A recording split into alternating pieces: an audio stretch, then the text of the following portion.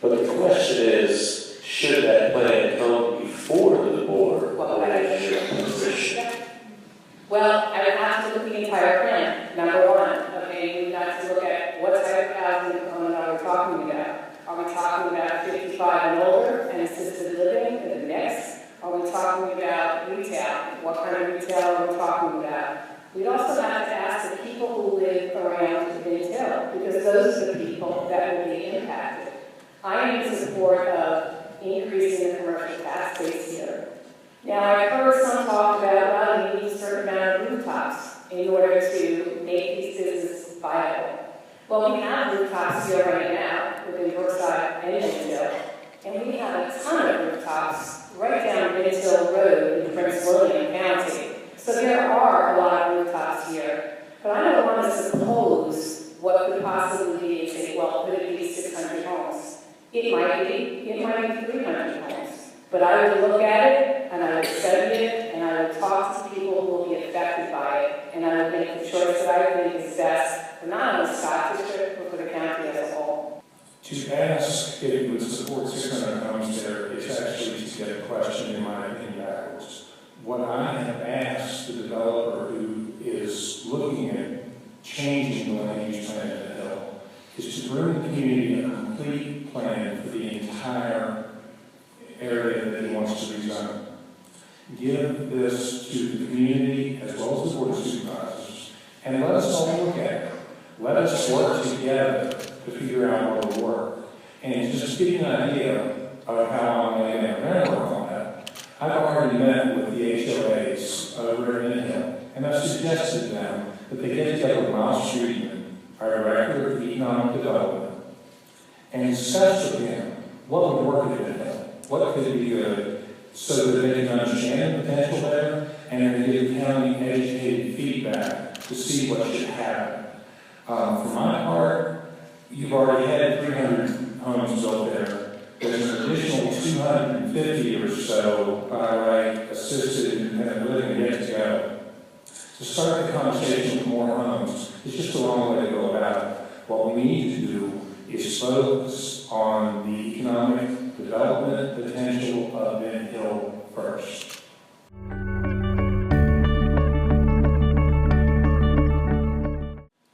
This is just a reaction to what we've already talked about. We amended the comp plan working with citizens groups to say that Vince Hill Road should stay 2 lanes because it goes right across the middle of the battlefield. It would destroy if you widen it to 4 lanes, which is a tourism asset. When the issue of 215 and its intersection of 29 comes up, just recently we had a community meeting, it's the University School, attended by a great number of people in this room now, where the most simple approach of dealing with the site distance issue by lowering the first bill, raising the second, and so forth, seemed to be the simplest approach. The community seemed, for the most part, to support that. We asked GDOT to look at that. They did so, and have come back with an incredibly high price tag for doing that. Now, that's GDOT speak for we don't want to do that. And then they offered an alternative plan that is the beginning of cutting off 215 from 29 as an effective access for Vince Hill, which would shut it off for commercial potential. And it just doesn't make sense. They basically are saying they'd like for travelers to go up 215, back into Prince William County, make a U-turn, and then head south on 29. And my first question to you was, can you imagine a Pepsi truck doing that, trying to get a Pepsi plant? So we need to work together. As a result of that, I have worked to develop a citizen committee, some of the members of which are in here, representatives of the commercial area there, on 29, as well as HOA representatives, people who live and work there. We're going to sit down and work with the explain to them the problems and the challenges of that corridor, and how to come to a consensus on what really can happen there at work. I say that we need to do whatever we can to make that intersection more safe. I can tell you as somebody who lives in this area and drives on Riley Road a lot of times to go out to 29 and then go right up to that intersection based upon 2 family members of mine being rear-ended at that intersection. drive that way. I now drive and I go down Route 600 to Bidtail. It is one of the most dangerous intersections in the state, and it needs to be addressed.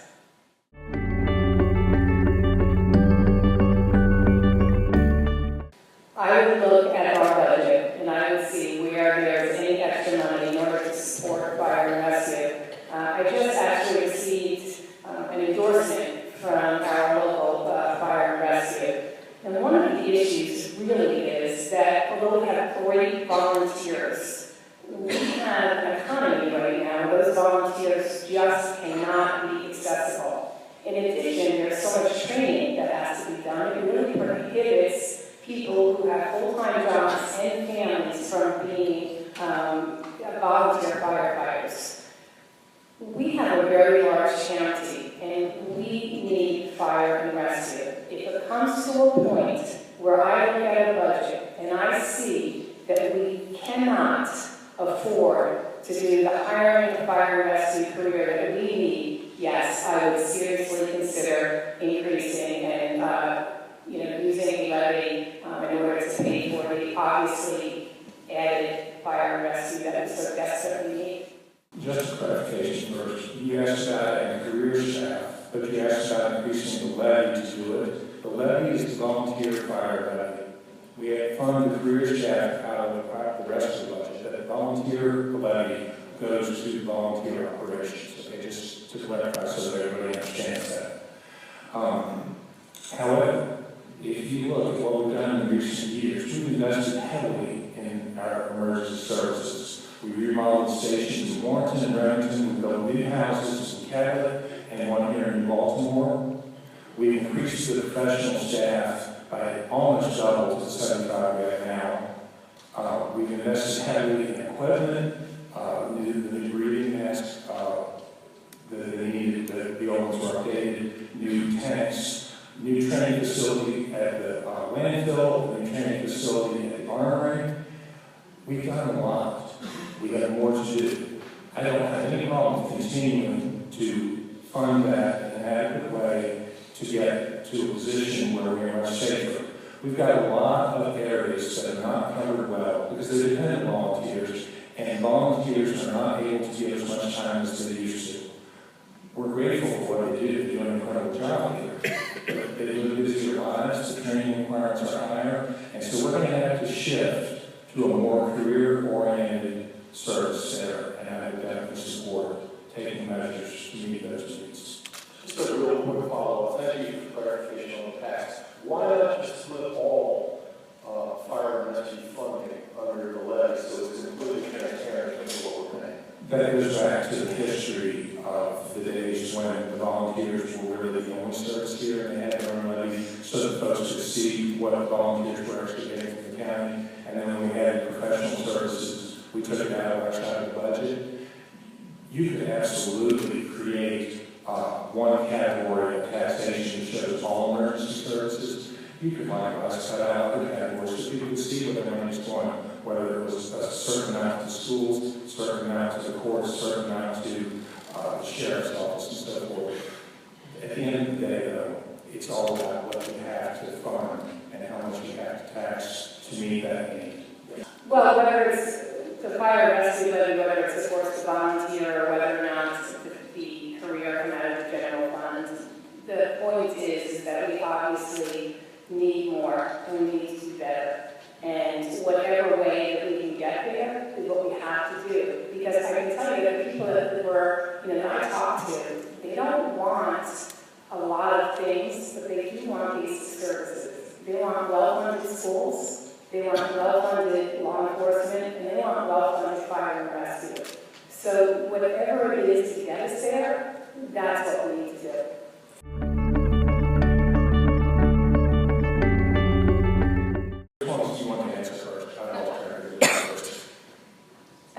This is the voters. I'll go first.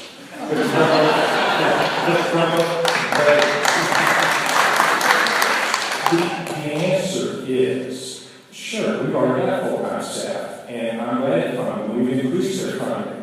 But I'm not going to do it and shove volunteers out the door and say thanks but no thanks. We're still going to bail ourselves their services because they offer tremendous value and tremendous savings and avoidance of having to hire full-time firefighters and EMTs for everything. Does that answer the question?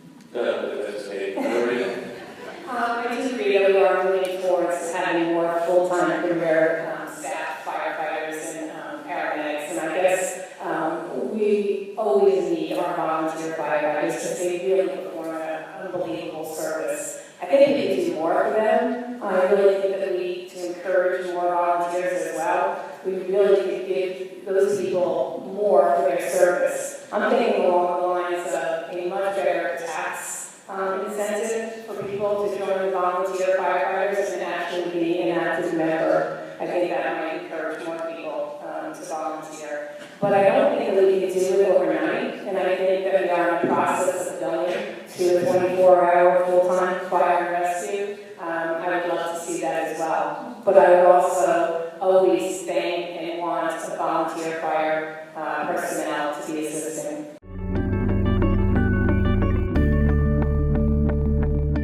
First of all, I think that in the past there has been a tendency by the Board of Supervisors to disregard a lot of requests from the school board, and I find that to be troubling.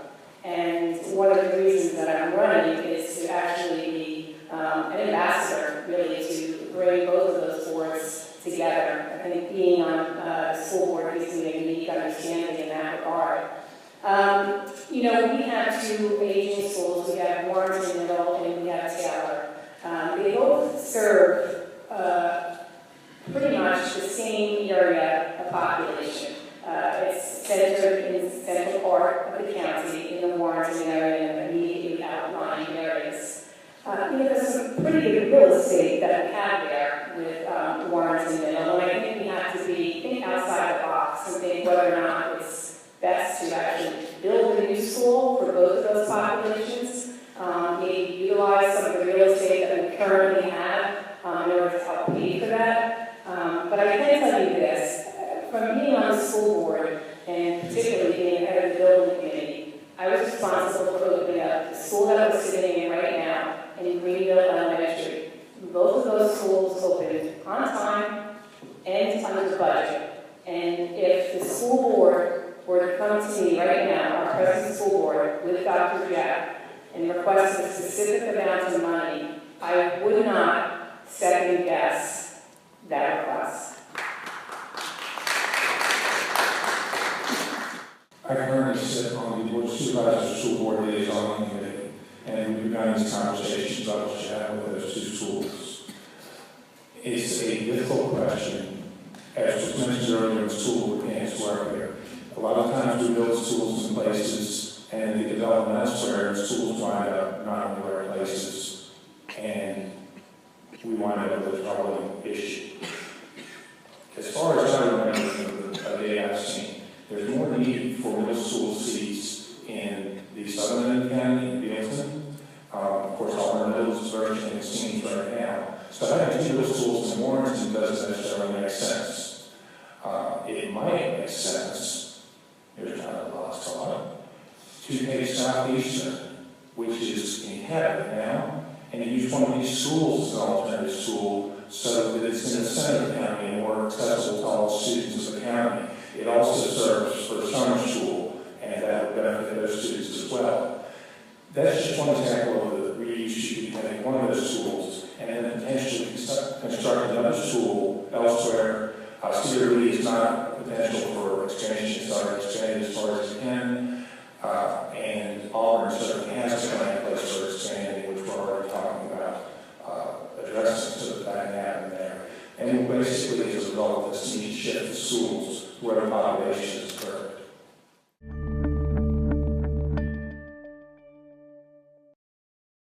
I think that the purchase of the development rights program has had some great success.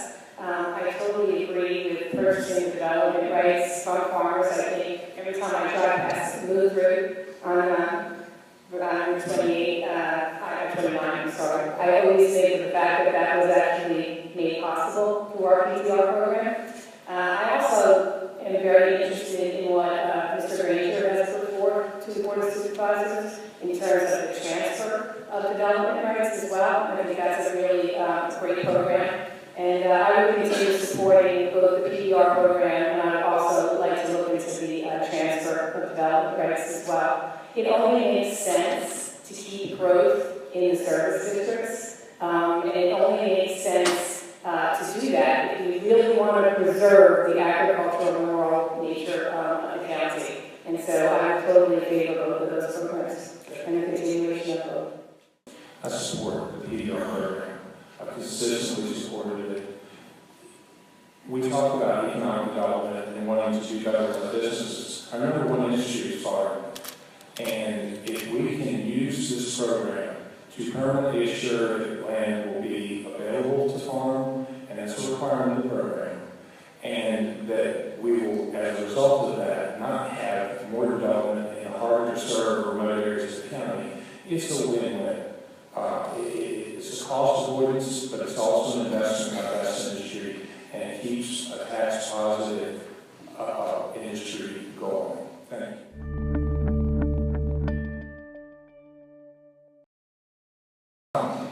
Yes, South District is diverse. Your county is diverse. The whole region is diverse. You have areas where you have people that have different kinds of properties, different kinds of jobs, and different kinds of interests.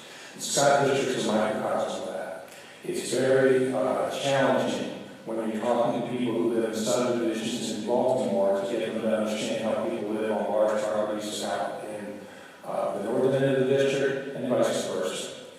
What we need is communication. We need to work together, and we need to get people of differing perspectives and background to understand each other, to understand, be sensitive to what the different group wants. Now, I feel like I've got a fair track record because not only have I worked a lot with the folk on the large properties in the northern end, but I've sat in a lot of living rooms around New Baltimore over the last 8 years, talking to people when they wanted to discuss issues with me. I've sat in boardrooms at the Hill talking to neighbors and HOAs. I've been all over this end of the district as well as Broad Run and the Plains, talking to folks and gaining an understanding of what their concerns are, what they need, and trying as best as I can to address them.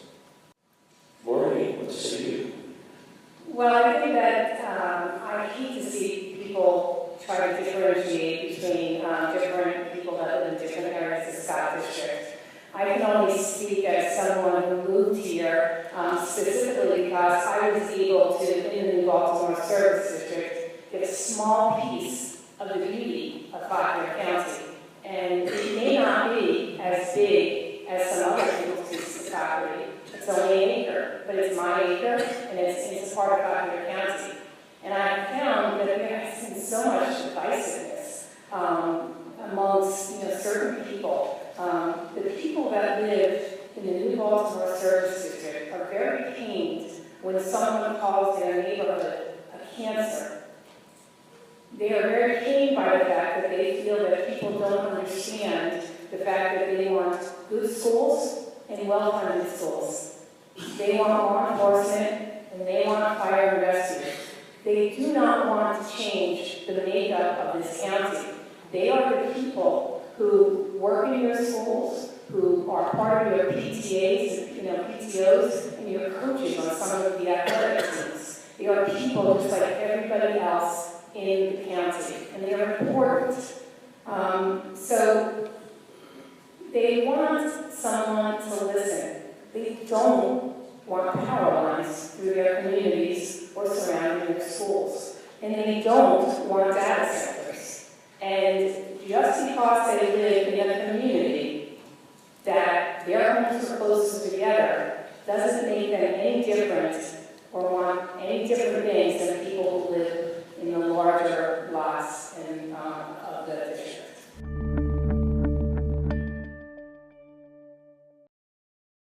I think that the investment in the airport is a great idea. I think that the airport could give us a lot of economic growth, and from the numbers that I've looked at, I just think that it's money well spent. We need to improve the economic engine in this county, and we need to do it without damaging the fabric of the county. And I think the airport gives us great opportunity in that regard. If the county does that, should Route 28 be widened for lanes? You know, I don't really know whether or not Route 28 has to be widened. What I do know is that I don't really know that pavement has ever really solved a traffic issue. I think some of the problems with 28 is that it's a very well-traveled road, and that we also have some people that want to get someplace fast, and then we have other people who have farm equipment that are also using 28. I think I'd like to explore any opportunity to improve the traffic on 28. Maybe we should have some more dedicated lanes for farm equipment. Maybe we could also have some more dedicated lanes for turning. But I don't know that widening it is actually the issue or actually the answer. But I would be willing to talk to the people who live in the area that would be affected by the possibility of widening it and trying to find the best solution that we can. To start with the airport, I believe it makes sense to invest in the airport. You don't have to do anything more than just zoning that. There's a lot of industrial land around that airport that needs services that could be productive for this county if it had those services. And if you're not going to provide those services, then we need to zone that land after the RA that's going to be forever anyway. It's clear that the airport can be an economic engine for us. It needs the county support. And so that's why I expect that the future boards will continue to invest in the airport and try to develop it. To the issue about 28, I have heard in great part from the people in that corridor that you do not want to widen. They don't want a four-lane highway through their world. Based on what we've gotten from feedback from VDOT, we can make a lot of intersection improvements, adding left-hand lanes, right-hand lanes, and so forth, and improve the flow through that corridor without widening that corridor to 4 lanes and we're in that area forever. Because once it's 4 lanes, you're wide open for all sorts of things in the development that you didn't expect.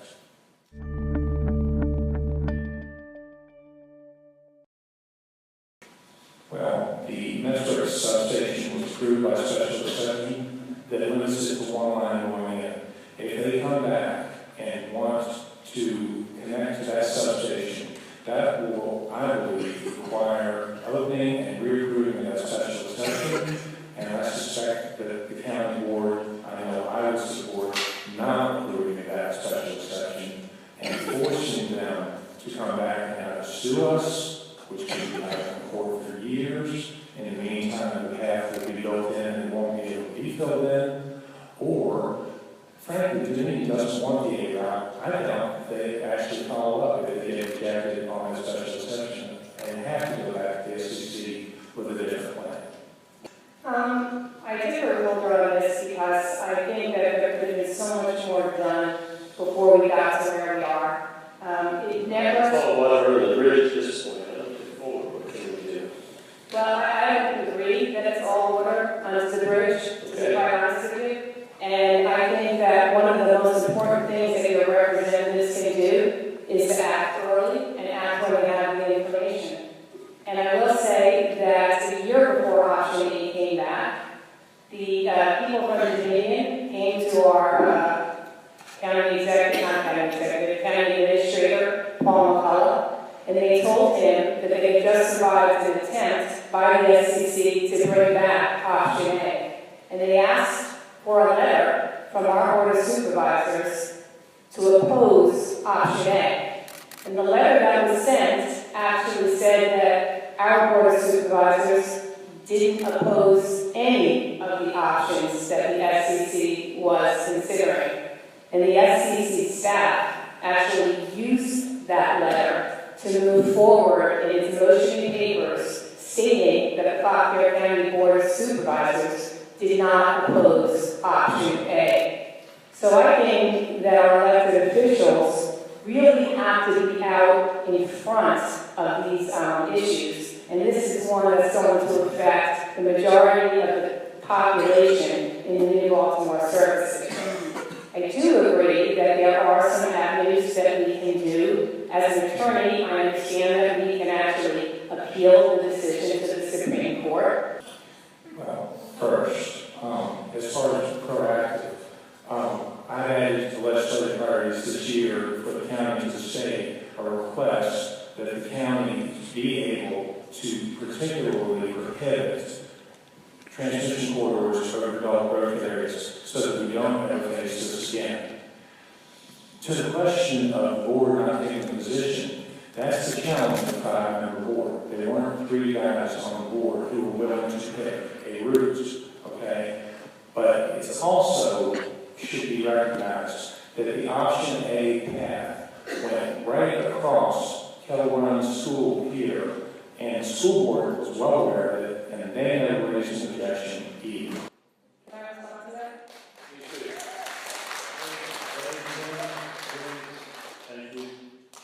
That is absolutely not true, because when the Board of Supervisors were notified about the possibility that option A was going to go across Keller Run High School, they were notified about that decision by Dominion after Dominion had already chosen to move forward with the C route. Not only was the school board not notified by the Board of Supervisors about the request by Dominion to make a comment as to whether or not they would oppose option A, the Fauquier County WSA, who has a water storage facility on the property as well, was also not notified by the Board of Supervisors. And in regards to requesting litigation to prevent power lines from coming through the service district where populated areas are, our Board of Supervisors already has at its disposal in the current Virginia Code the ability to designate corridors for utilities. And you would think that after the fight in 2007, when the Dominion wanted to build a power line that went right down Route 66, of which two members of our current board were part of the fight against that power line, that they would have utilized the section of the code that allows them to designate corridors for utilities, specifically for those electrical lines that are over 140 kilowatts, which had it been done then, we wouldn't be facing what we're facing right now.